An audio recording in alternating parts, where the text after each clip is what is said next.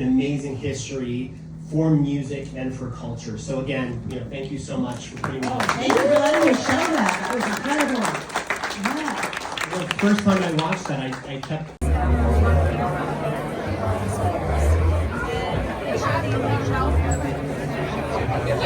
Alright, so hi Mario. He's a legend. So I thought I would start this program. We're gonna take a trip down Sunset Strip. We're gonna get into a DeLorean and we're gonna drive down the streets. So we're gonna time travel a little bit. Some places you're gonna know you were there. Some you might not know.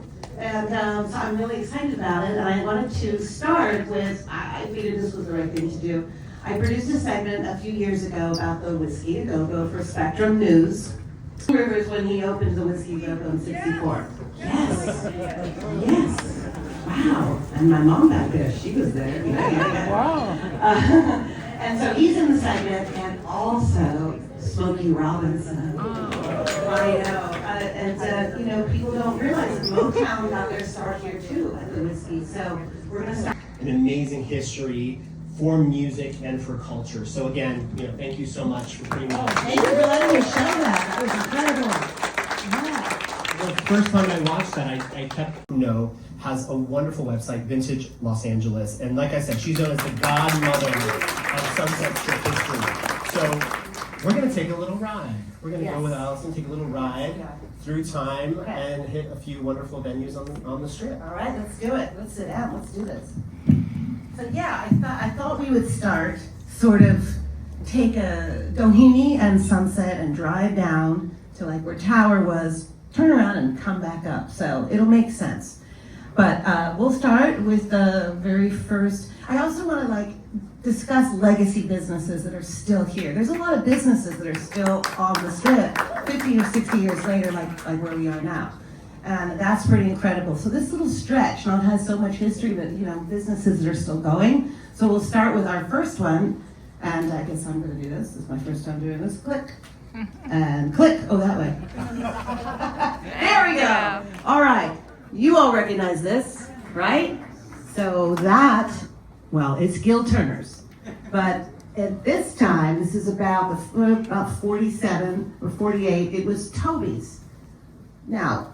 Isn't that a great picture? Wouldn't you like to see that picture in color? Let's see. Now, that's what the Sunset Strip looked like in the 40s. And as you can see, it's Toby's, which was a fountain coffee shop. So you could actually go in there and have a meal as you're waiting for your prescription. And this is before Thrifty and Rite Aid and these big, huge places. So Schwab's wasn't too far from here, and that was a real popular one, as we know. And this probably was quite a pharmacy at the time. And yes, it's landmarked. So, by the way, doesn't that sound amazing? Just having a meal while you wait for your prescriptions? I mean, sign me up. I think that's wonderful. And here's how it is now. And it's very similar. The liquor store sign is the same. We love when we keep the neon. Please keep the neon. And the roof. So, it's great that they're still in business. Let's keep going. Next. Okay. This was a place called Lamese. And I'm going to tell you about this place because it's very interesting. It opened in the 1930s. And by the 40s, it was pretty popular with LA mobsters. Okay? And there was it turned into a different club after this. And that is Mickey Cohen's car. Oh yes, look at that thing. It looks bulletproof, doesn't it? Well, guess what it was? Because there was an assassination on his life right in front of that club. And that's the car that he drove up in that night. And next, that's the car. And this is the crime photo. And you can see the bullet holes on this car here. They shot him from across the street. He survived. It wasn't the only attempt on his life. There was a lot of organized crime on the strip back in those days, and the strip, Sunset, was their playground. Okay, we're gonna go next. And then it turned into the Plymouth Club, which was one of the first sort of cafe restaurants with live entertainment. And Red Fox performed here, which was pretty amazing at the time, and Shecky Green. And this was a time when comics were kind of playing like the Slate Brothers, and they would come up here to play the Plymouth. And that lasted till the early 60s. Then Gazari's. Everybody remember Gazari's? Big applause for Gazari. So did you all know that Gazari's was first on La Cienega? So it actually opened on La Cienega, and it was a restaurant. And Bill Gazari thought, you know what? I need to get up to the Strip. That's where the place is at. That's where the kids are. That's where they're hanging out. So he opened Gazari's in 1965. And this is a photo by Ed Shea, one of my favorite photos. You can really see how groovy it was and the groovy writing. And that's 1965. By you probably remember it looking more like this. So this is how I remember it in the 80s. And it always had the BAM and BAM magazine. Remember BAM magazine? And Bill's painting on the front. And then later, it got into the Battle of the Bands and KMET. Loved advertising on this. It's kind of embedded in my mind how this looked like in the 80s. So there you go. Then, Rockford File fans, I know they're here. Okay, so a scene from Rockford Files. We love Rockford Files. I constantly always taking screenshots of everything. So it makes an appearance on that. And then, now it's the Key, not now, but then it was the Key Club, I think in the 90s, 92, 93. And then the LA Live, and what it is today. Does anyone go to Keys? It's not the same stage. It's definitely a different. I think after Gazari's, they demolished it, but it's still a club, and that's really great. Okay, now we're gonna move to. Okay, now this is the Rainbow. Okay, how cool is that? So it started out in the 30s, called the Mermaid Club, and it was like a nautical theme. Probably why it's got it's called Mermaid, and and then in the 40s, a man named Alan Dale and his wife Charlotte wanted to open up a restaurant called the Villanova, and that's the Villanova. And guess how they opened it? Charlie Chaplin loaned them $100. That's how he put the payment on having the space. And that survived until about 1969. Rents have slowly gone up. It'd be several zeros after that. But you can see it's the same. You can see it's the same structure, which I think is just so killer. And of course, love the neon. And then, I skipped it. Well, that's the Rainbow now, obviously. So it's still intact. And what I love is they opened the patio, because the entrance used to be in the front. And now it's over there. I might go there later. Does anybody want to join me? Okay. Next. So inside the Rainbow are the original murals from the Villanova era. Because when the Villanova opened, they kept the nautical theme. So if you went into the Rainbow and took all the rock and roll memorabilia off the walls, it would look like it did in 1940. And one of the reasons it's called the Rainbow, does anyone know? So at the Villanova is where a lot of old Hollywood cats hung out. It was actually, Marilyn Monroe had one of her first dates with Joe DiMaggio there, and Vince Spinelli asked Judy Garland to marry him inside the Villanova, maybe right by this mural. And she accepted, and I think, Mario did tell me, it was going to be over the rainbow that they were going to call it in her honor, but that would have been very, very, very tall. So cut down to Rainbow. Pretty cool, huh? Yeah. And Bugsy Siegel used to hang out here at the Villanova, and one time she told me, I don't know why am I whispering? One time she told me, I'm telling you a secret, right? That they hid Bugsy Siegel upstairs. That would be the vampire's lair now. For 3 days, as the LAPD was looking for him. He was a good tipper, apparently. All right. And there's some of the murals that when you go up the stairs, you'll see there says Villa Up. And isn't that cool that they're still there? That's amazing. I know. And as a side note, as a historic preservation commissioner, when we've seen some of these already, because when properties are brought before us for potential designation, we get to see these.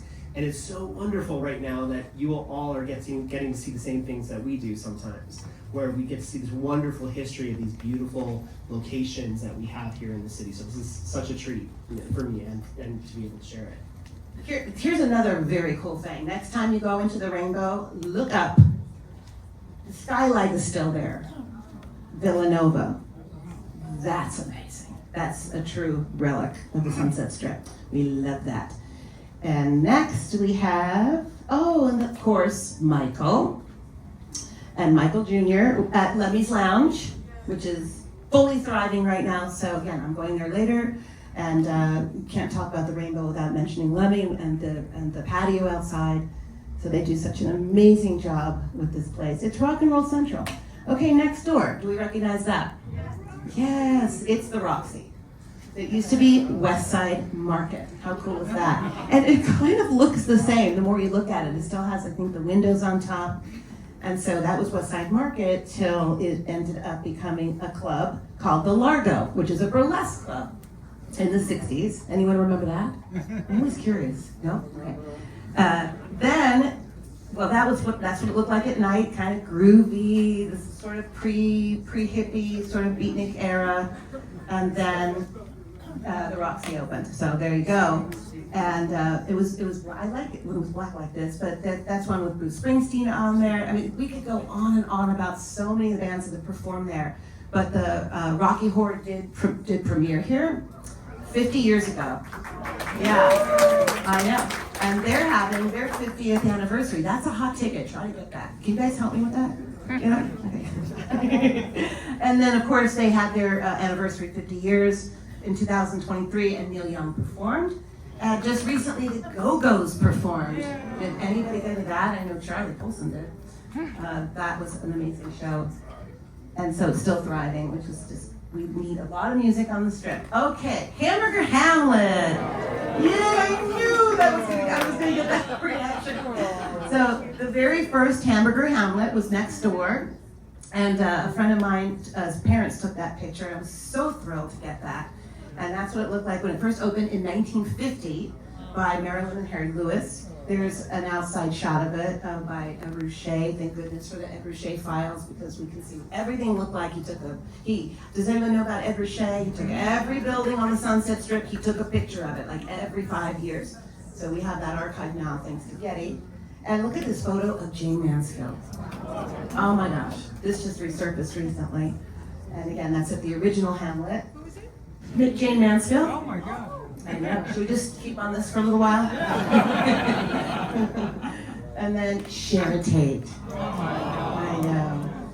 And she's at the counter there, of course, looking amazing, as always. And then they moved. So you all know where they moved, but did you know it used to be a Schwab's?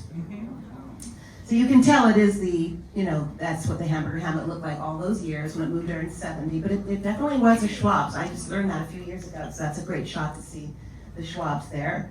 And then there's the Hamlet. Can someone bring this back already? Come on. Eat the sides, I pray you.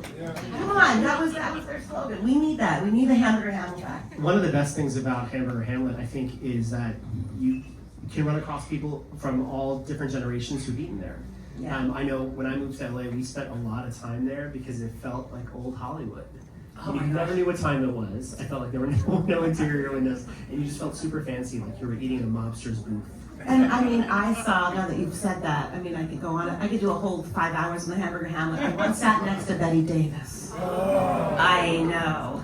I'm sure my mom remembers, I called her from the bathroom. They used to have a telephone booth in there, and I was like, oh, believe once a week. My God, I was 15. And she was just chain smoking, and it was just amazing. And then once I saw Lucille Ball, and I followed her into the bathroom to get her autograph. I was about 6. And Rip Taylor was there every Sunday night, and they closed in 2011. It was the saddest day of my life. And remember the tap room? Everybody wanted to sit in the tap room. And the lady, the hostess, used to be married to Miles Davis. Her name was Frances. And she was there forever, and she was a singer too. And she would sing as she brought you to your table. It was amazing. And the Beastie Boys at the Hamlet. Fun. And this was the night, speaking of Nancy Sinatra, We were there on closing night, and we walked out together, and that was her lovely mother, Nancy Sr. So yeah, someone bring back the Hamlet. We need it desperately. How about those chairs? Yeah, the chairs. You gotta give it up for those red leather chairs with the big backing and the nail heads. Okay, all right. Does anyone know what this is? Something happened when I walked in here for the first, right when I got here tonight. And I was putting together some pictures of the whiskey. And this used to be a bank. And you can't find a photo of it when it was a bank. It just doesn't exist. The McLeary's I've been looking for 30 years. Until Mark Wanamaker in the back, and everyone should know who he is, the greatest historian ever, you think I am? He brought in this picture. That is the whiskey. That is when it was a bank. Thank you, Mark. I mean it. That's literally bringing the whole picture together. So thank you. Isn't that crazy that it was a bank? And by the way, a lot of this is the same. And if you look where the go-go cages were up here at one point, as you know, but that's where the guards used to look out to make sure nobody was stealing anything. They didn't have any, cameras, so they became go-go cages. And that is opening night around that time, and that's a very famous photo by Julian Watser. And there's Johnny Rivers on the marquee, which is just a fantastic picture. And then we move on to, oh boy, I mean, again, we could go on and on and on about everyone that played here, but this is a flyer that I've had for years. The Turtles, Johnny Rivers, and Love. I know there's Love fans in this audience, so there'd be no Doors without Arthur Lee. That's true, there wouldn't be. And Love and the Doors both got their record deal for the Electra after performing here. And there's the Doors and the Birds, the Birds and the Doors on the marquee. The great thing about the internet is these pictures pop up. I have no idea who took this. Some of them I don't know who took them. But isn't that a great snapshot with the Mustang in front? It's like staged, maybe. Okay, by the way, the Doors were the very first rock band to have a billboard on the Sunset Strip. So we love that. That's a photo of them there when they're kind of walking up to it. And I like this picture because it sort of shows you how, the height of it and the strip right there. So yeah, they were the first to have a rock and roll billboard. And then, we were talking about diversity, I just love the fifth dimension. So, love that photo of them in front of the whiskey. And then okay, there's the go-go cages. There they are. We love the pit. See, it's very, very similar. It's not that big of a room, but so much happened in here. And since Ozzy Osbourne just recently passed away, I wanted to show you this great photo of Black Sabbath backstage. Isn't that great? And the one thing I love that the whiskey does is they always honor a great act once they've passed, and this was up just recently, made world news. Rest in peace, Ozzy.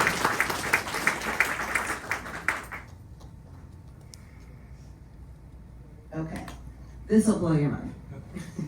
See this little picture? This is the third, this is I think late 20s. This is where Tower Records ended up. It looks like Sunset Strip was like a little dusty cow town, back then.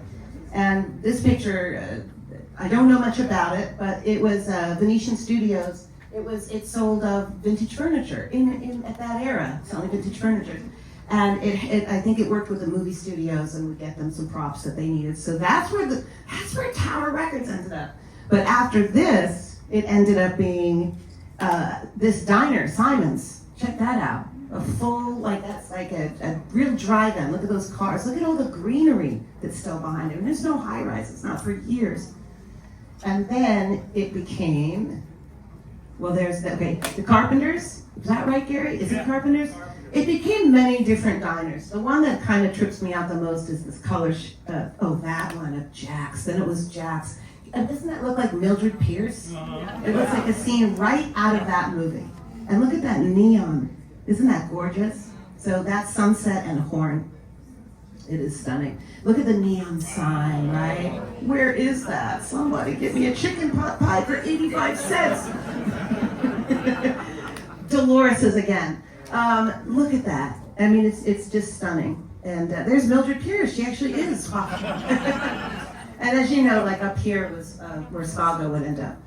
And then it turned into a budget rent-a-car once they tore down that little structure. And I love this picture because it's very Mad Men-esque. And you can see the budget rent-a-car and the strip kind of coming into the new clubs were starting. And that's a great shot, very Don Draper. And then Madman Stereo. Wow. Anyone remember that? Yeah. Okay, so Madman Mutz. He was crazy. And he was into cars, and he sold cars, and he was like the 4-track before the 8-track. He created that. It was like a big sensation. He was putting that in everybody's cars, and that was his shop right there on the Sunset Strip where Tower Records would be. That would be Tower Records parking lot. Isn't that great? Again, another Ed Ruscha picture. And then there's Tower. Yay! I mean, we could do a 4-hour thing just on Tower Records. Go Yeah, we ahead, please. absolutely could. What's crazy about Tower, it was such an iconic space, not just for people in Los Angeles, but I think for a lot of kids just around the country. I grew up in San Francisco, and our big thing was making a trip to LA when I was a teenager so we could go to Tower Records and check out the latest thing. So I was trying to dig to see what I had left. And so when I was 13, I think, I got this Desperately Seeking Susan t-shirt from Tower Records. And fortunately, the 13-year-old in me realized that I should buy a big size so the much older adult could still wear it later in life. But it was the place to go. I remember as a kid when the band that you loved, I mean, especially being a teenager in like the 80s and 90s, was coming down here and seeing the record release parties on the roof. I don't know if you folks remember, like that was the place to go, and you got to see that at midnight. And it was A-Rod did it on the roof.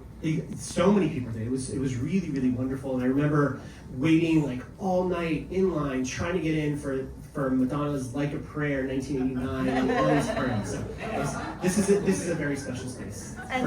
Did your shirt come in this? It absolutely did. Yeah, the yellow bags. I mean, this. If you look, this is it, right? This is the Sunset Strip. This bag right here. And that parking lot. Come on, the parking lot was just as popular as inside. Just as popular. Because you spent lots of time in it waiting in line to get into Tower Records. We miss Tower Records every day. Here's another shot of Tower Records, and obviously they were known for a lot of the mural art on the side. Whatever records were out that week or that month, they focused on the fabulous murals. And talk about in-store, a lot of in-store signings. Here's Tom Petty at an in-store signing at Tower on Sunset. And there's my bag!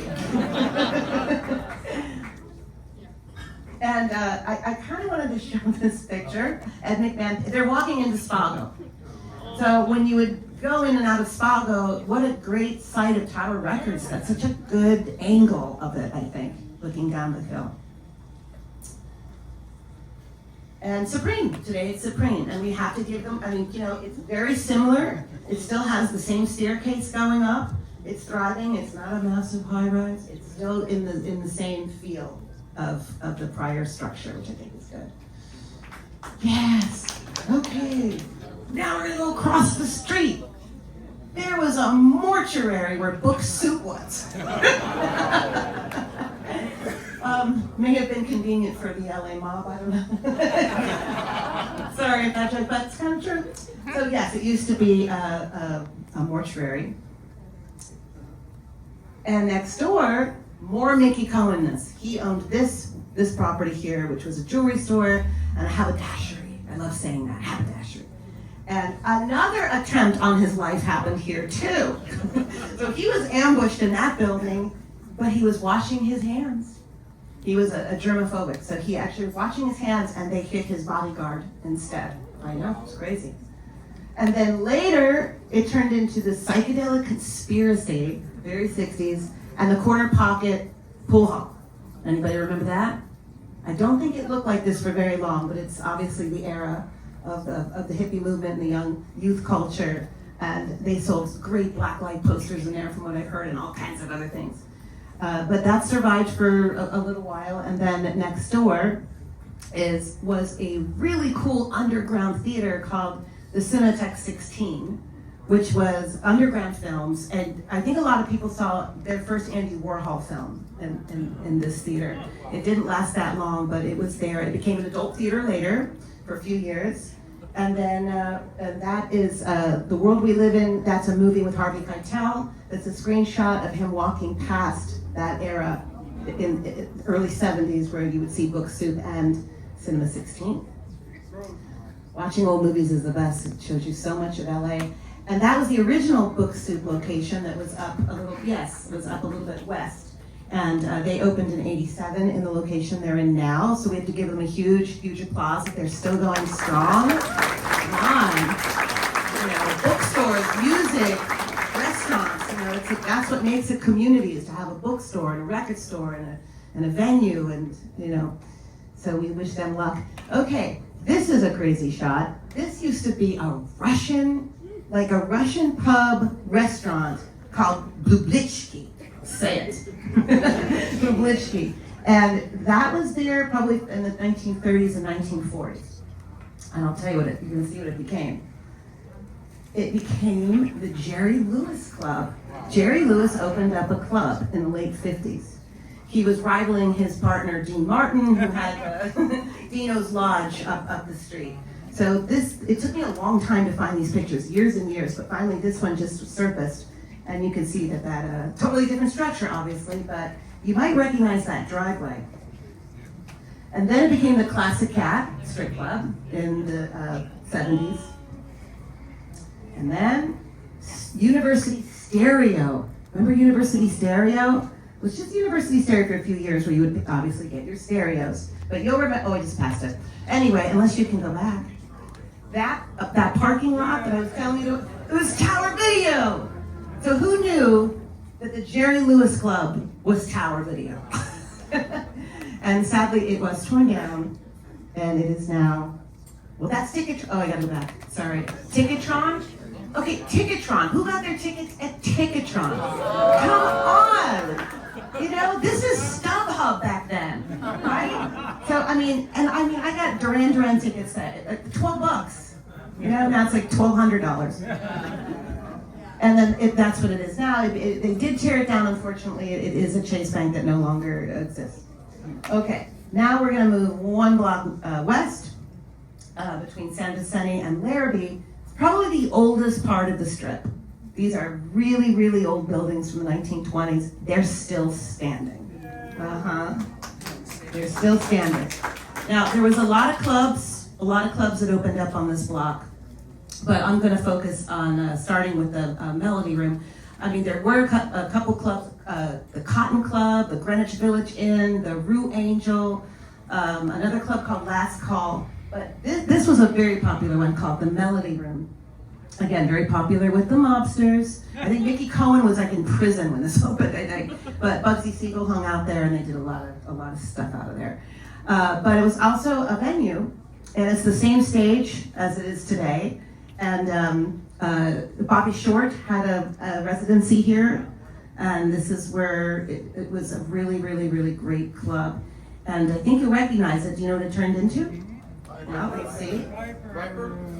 Well, there's another shot of the Melody Room from a different angle. So you see Turner's Liquors was there for years. You know, now it's I don't know what it is now, but it's still a liquor store. Filthy McNasty's. Filthy McNasty's. There's actually a scandal here. We're not going to get into that. You're going to look up Filthy McNasty's when you go home. There's a whole thing about Laurel Canyon and murder and all that. But it did turn into Filthy McNasty's, and that was also a venue for quite a while. It was kind of like, I think Evil Knievel performed there. I mean, what did he do in there? I don't know. Like, I think I have a photo of that. Oh, look at it at night. I'm sure you kind of remember the way this used to look. You know, it was kind of a lot of neon back then. Now it's a lot of digital billboards, but back then it was more of a neon hub. Oh, I love this picture. So that shows the Classic Cat strip club. You see Turner's, you see Filthy McNasty's. Just love that shot. That's from my collection. And there, Evil Knievel at Filthy McNasty's. Too bad there wasn't cell phones back then. I wouldn't know what he did in there. But then after Filthy McNasty's, they actually, who watched Daisy and the Six? They recreated it that was really cool to see that on the strip a few years back. And then, oh, does anyone recognize this record cover? Sweet! And they are actually standing right there at Filthy McNasty's and Turner's and the Classic Cat. The Central. I know you all know. So the Central, obviously known for Chucky Weiss and the Goddamn Liars, and Billy Veer and the Beaters played the Central. Does anyone remember the pool table downstairs? It was wild. And in 1993, we all know that Johnny Depp opened up. Oh, I have to go back. I just inserted this at the last second. Sorry, guys. Back at, the Central, Valley Girl. Did you know that the scene when he takes her on their first date, they go out and he takes her to the Central? Hi, Plimsolls are playing, exactly. By the way, Valley Girl opened today in 1983. So how crazy is that? Okay? How do I know these things? I don't know. I need a life. Someone said I really need to get a life. Don't you want to go to trivia with Alison to be on your team? Oh, and I just remembered the Go-Go's "Our Lips Are Sealed" video. They're also Go-Go's are on the stage at the Central. Okay, then the Viper Room, 93. And we all know, well, the Viper Room is still going strong, and we hope it survives. We hope it, and I really do hope it does. And again, another iconic space that I think no matter if you lived in LA or not, everybody knew the Viper Room. And I think if you came down to sort of be an actor, model, writer, any of those things, like me, you ended up bartending here for like a year. So just to see the fact that the space is still going is kind of amazing. And again, we wish it the best in whatever its next version becomes. Exactly, because it really does have so much history after we just went through a little of that. They have the same marquee. The same marquee that I showed you in the Melody Room is the same marquee they have out there today. I think that's remarkable. So we wish them luck, of course. Okay, my last one. The Cock and Bull. I just like saying that. The Cock and Bull. Does anyone remember the Cock and Bull? It's on the corner. I know Roy does back there. This was a British pub, a British feel to it, and it was so much fun. They served you the Moscow mules here. That's kind of how that got popular in the little brass tin cup. But it was also very, very popular with big celebrities back in the day. John Barrymore, Bette Davis, Orson Welles, John Carradine, Sal Mineo, Peter O'Toole, Richard Burton, Shelley Winters. I could go on and on and on. We're all seen here. They weren't at Chasen's or Scandia up the street. They were here at the Cock and Bull because they had quite a bar. And Oliver Reed got in, wreaked havoc in there, okay, with Keith Moon. And Jack Webb actually moved from his house in the valley to be closer to the Cock and Bull.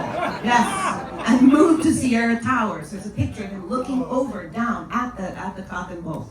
So I think that's amazing. It did close in '87, and it was incorporated into the Hornbug, I'm never saying that right, you're gonna kill me. The Jaguar dealership, it ended up becoming part of that. There is a fabulous plaque in front in honor of the Cock and Bull. So next time you walk by it, check that plaque out because it's a nice honor. And that is about it. Alison, thank you so much. Thank you for coming down, marveling with me. I really appreciate it.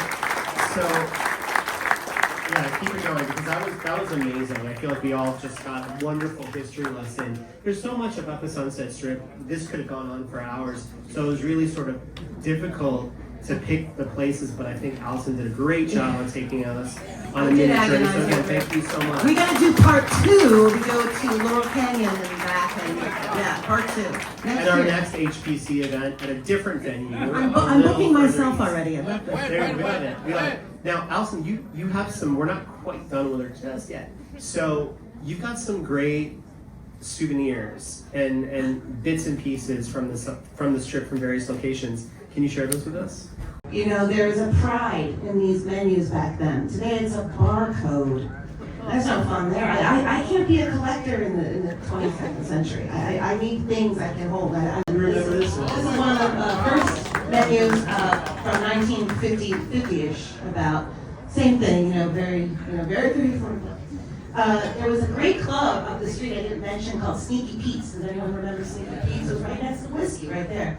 And if you, like in the 70s or whatever, you could maybe see Johnny Carson playing drums in there. He used to sit in there late at night.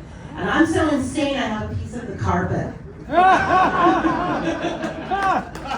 I know, because look at the logo. It's amazing, right? Like, someone created that carpet. So I had to bring that. I can't take everything off the walls. But one of my favorite, and this, the sign from the college. Come on. Amazing. See? So I brought some of that. Next time I'll bring more. Or you have an area in West Hollywood. Because I do collect a lot of West Hollywood memorabilia. That seems to be my go-to because of the strip. So maybe we can work on that and have some kind of space. And I will absolutely donate all of my stuff to that. So much about the strip, and this, as a thank you, not only for tonight, but sort of for your body of work, for preservation, for archiving the history of the strip. I'd like to invite Mayor Byers back up to the stage for a little presentation. Oh my God. Oh my God. Can we give her another round of applause? Oh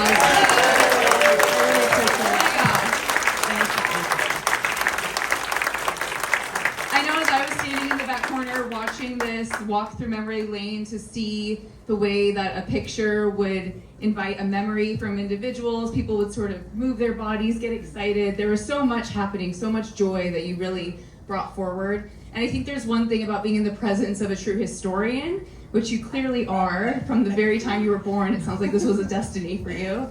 But to see somebody who's so passionate about the work that they do and is so willing to share so much of it, and you do in so many ways, the website, your Instagram, just you bringing things from your own house, my gosh. It's so generous, the work that you do to make sure that we all have a sense of this history. And so we thank you so much from the bottom of our hearts, not just for being here tonight and doing this incredible event with us, but for everything that you've contributed to the body of history for this region and specifically West Hollywood. We have this special certificate of recognition.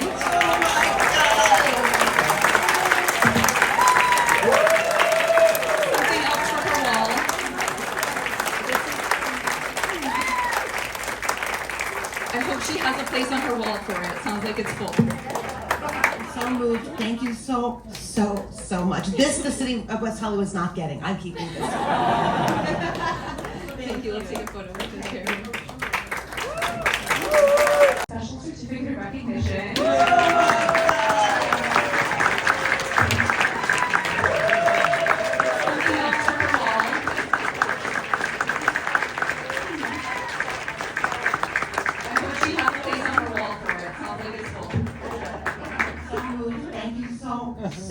So much. This the city of West Hollywood is not getting. I'm keeping this. Thank you. Okay.